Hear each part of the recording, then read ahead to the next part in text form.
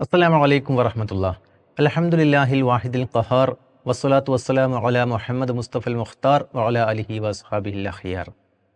ബഹുമാന്യരായ സത്യവിശ്വാസികളെ, ശാസ്ത്രം, മതം, സാഹിത്യം അല്ലെങ്കിൽ കല, ഈ മൂന്ന് വിഷയങ്ങളും നമ്മുടെ സമൂഹത്തിൽ വളരെ സജീവമായ ചർച്ചകൾക്ക് വിധേയമായിക്കൊണ്ടിരിക്കുകയാണ്. ഇവ തമ്മിലുള്ള ബന്ധവും വൈരുദ്ധ്യങ്ങളും അഥവാ പൊരുത്തവും പൊരുത്തക്കേടുകളും പലപ്പോഴും പല രൂപത്തിൽ നമ്മുടെ സമൂഹത്തിൽ അവതരിപ്പിക്കപ്പെടുന്നുണ്ട്. ഇവിടെ ഒരു മുസ്ലിമിനെ സംബന്ധിച്ചിടത്തോളം ഈ വിഷയങ്ങളിൽ വ്യക്തമായ കാഴ്ചപ്പാട് ഉണ്ടായിരിക്കേണ്ടത് ആവശ്യമാണ്. ശാസ്ത്രം എന്ന് പറയുന്നത് ഒരു അന്വേഷണ രീതിയാണ്.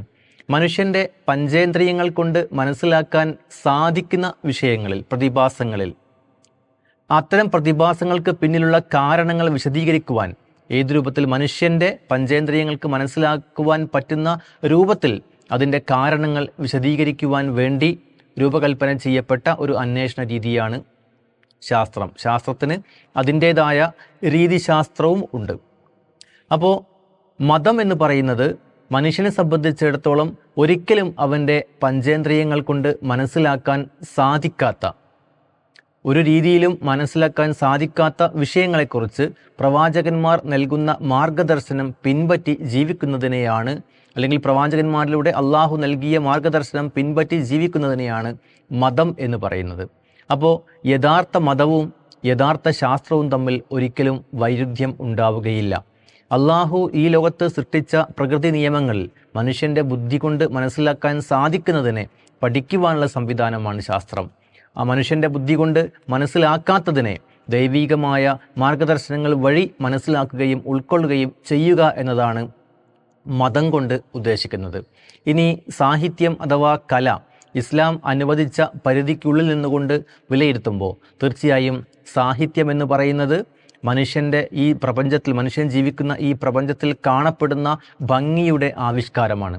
ഭംഗി, സൗന്ദര്യം എന്നത് നമ്മുടെ മനസ്സിൽ സന്തോഷം നൽകുന്ന വിഷയമാണ്.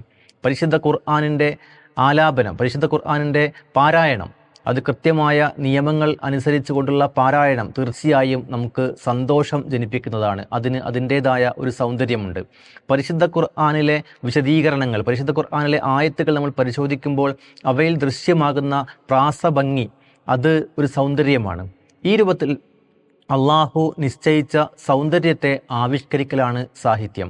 അതിൽ തന്നെ ഇസ്ലാമികമായ പരിധിക്കുള്ളിലുള്ളതും അല്ലാത്തതും ഉണ്ട്. അപ്പോൾ സാഹിത്യം എന്നത് ഒരു പ്രാപഞ്ചികമായുള്ള ഭംഗിയെ ആവിഷ്കരിക്കലാണ്, അഥവാ ഒരു കോസ്മിക് ബ്യൂട്ടിയാണ്. മതം എന്ന് പറയുന്നത് ഈ പ്രപഞ്ചത്തിൽ നമ്മൾ കാണുന്ന, മനുഷ്യന് മനസ്സിലാക്കാൻ സാധിക്കാത്ത വിഷയങ്ങളെക്കുറിച്ചുള്ള, അതിൻ്റെ ഉദ്ദേശ ലക്ഷ്യങ്ങളെക്കുറിച്ചുള്ള ജീവിതത്തിൻ്റെ അർത്ഥവും ലക്ഷ്യവും വിശദീകരിക്കുന്ന ദൈവിക മാർഗദർശനമാണ്, അഥവാ ഒരു കോസ്മിക് പർപ്പസാണ്. എന്നാൽ സയൻസ് എന്ന് പറയുന്നത് ഒരു കോസ്മിക് ഓർഡറാണ്. പ്രപഞ്ചത്തിൽ കാണപ്പെടുന്ന പ്രാപഞ്ചികമായ ക്രമത്തെ വിശദീകരിക്കുവാനുള്ള സംവിധാനമാണ്. ഈ ഒരു ബന്ധം കൃത്യമായി മനസ്സിലാക്കുകയും അത് നമ്മുടെ സമൂഹത്തിന് മനസ്സിലാക്കി കൊടുക്കുകയും ചെയ്യേണ്ട ബാധ്യത ഓരോ മുസ്ലിമിനും ഉണ്ട്. അത്തരം ബാധ്യതകൾ കൃത്യമായി നിർവഹിക്കുവാനുള്ള തൗഫീഖ് അള്ളാഹു നമുക്ക് പ്രദാനം ചെയ്യുമാറാവട്ടെ.